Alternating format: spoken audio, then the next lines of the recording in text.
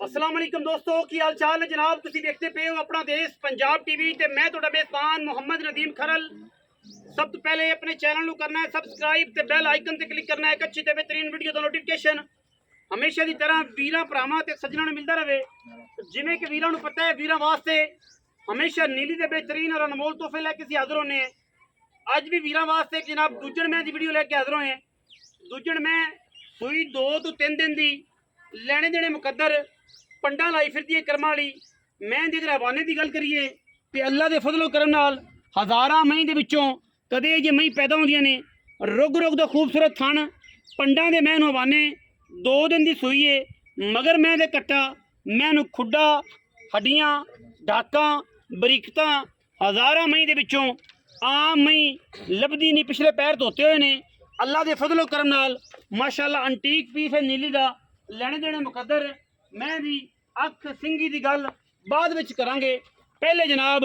मैं दियां नस्लां जातां और दा तयन कर लईए। मैं अलहमदुलिल्लाह खुड्डा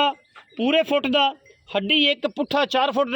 माशाअल्लाह अलहमदुलिल्लाह अल्लाह दे फजलो करम नाल साडी मैं दे थाना च एक धार मैं पसमी नज़र आवे। मैं साडी पसमी होवे मैं दा पसमा आई तनी होवे असी रुपया एक नहीं लेना। प्योर नीली दी जिथे मर्जी खड़ी कर दी कर्मा वाली माशाअल्लाह अल्लाह दे फजलो करम नाल फुट फुट बाहर कढ़ देंदी है। ये नीली दी मैं दी नस्ल है पहचान है खून है ब्लड है। बाकी लैने देने मुकद्दर ने सिंगी उत्तू जाके कुंडी खब्बा मोड़ इन पंजाबी च कहंदे ने। मत्थे ते गिठ गिठ पशम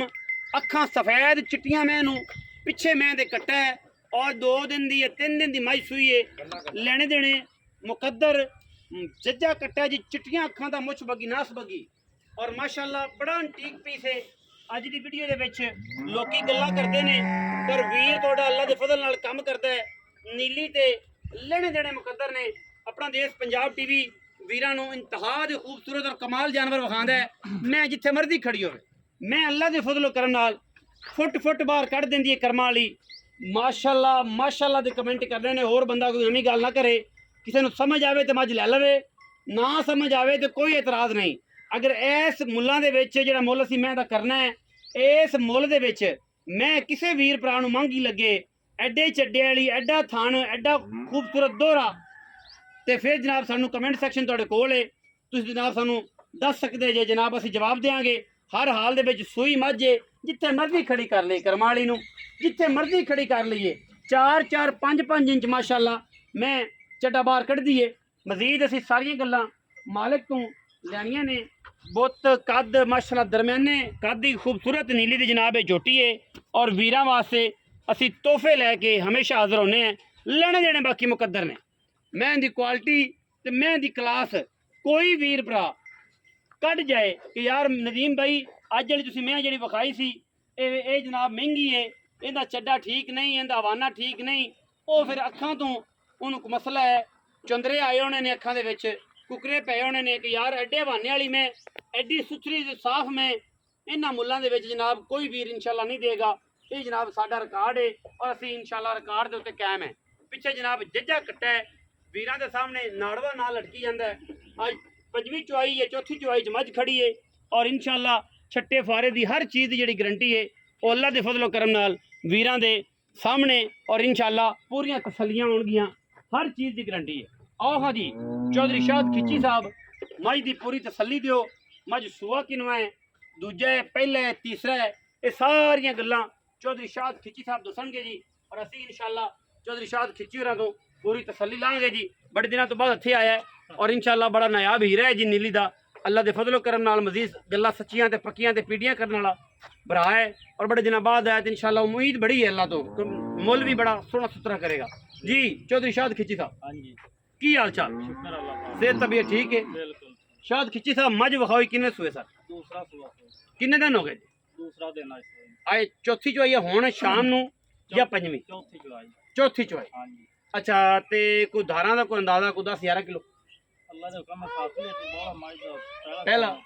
ਉਸ ਤੋਂ ਬਾਅਦ ਹੁਣ ਤਕਰੀਬਨ 10 ਲੀਟਰ ਦੋਵਾਂ ਟਾਈਮਾਂ ਦਾ ਮੈਂ ਬੋਲਾ ਇਸ ਟਾਈਮ 5 ਰੋਸਲੇ 5 ਰੋਸਲੇ ਮੈਂ ਅਲਹਮਦੁਲਿਲਾ ਜ਼ਿਆਦਾ ਨਾ ਕੀਤਾ ਤੇ 14 15 ਕਿਲੋ 16 ਕਿਲੋ ਆਰਾਮ ਨਾਲ 16 ਕਿਲੋ ਦੁੱਧ ਮੈਂ ਆਰਾਮ ਨਾਲ ਜਦੋਂ ਮੈਲਾ ਮੁਲਾ ਮਾਈ ਨੂੰ ਸੁੱਤਾ ਨਾ ਹਾਂਜੀ 15 16 ਕਿਲੋ ਮਾਈ ਦੁੱਧ ਆਰਾਮ ਨਾਲ 15 16 ਕਿਲੋ ਦੁੱਧ ਮੱਝ ਆਰਾਮ ਨਾਲ ਕਰੇਗੀ ਜਦ ਮੱਝ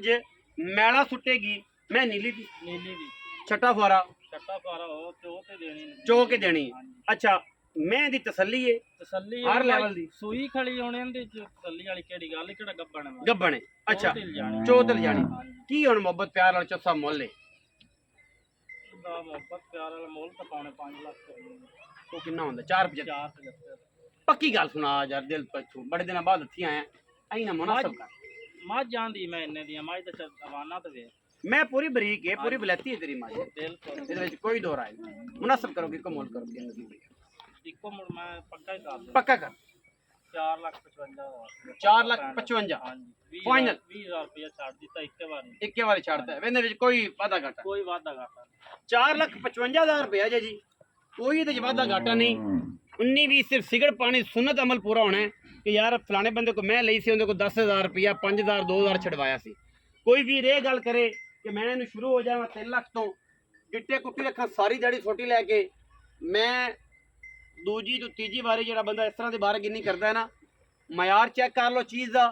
ਚੀਜ਼ ਮਾਰਕੀਟ 'ਚ ਪਈ ਹੋਵੇ ਦੱਸਦੀ ਹੈ ਕਿ ਮੈਂ ਚੀਜ਼ ਜੁੱਤੀ ਲੈਣ ਜਾਂਦੇ ਹੋ ਤਾਂ ਮਾਰਕੀਟ ਦੱਸਦੀ ਹੈ ਕਿ ਯਾਰ ਮੈਂ 5,000 ਦੀ ਮੈਂ ਦੱਸਦੀ ਹਾਂ ਤੇ ਜੇ ਅਸੀਂ ਇਹਨਾਂ ਦੇ ਮੁੱਲ ਮਕੂਲ ਕਰ ਰਹੇ ਹਾਂ ਅੱਜ ਕੱਲ ਕੰਪੀਟੀਸ਼ਨ ਦੇ ਵਿੱਚ ਆ ਕੇ ਮੁਕਾਬਲੇ 'ਚ ਆ ਕੇ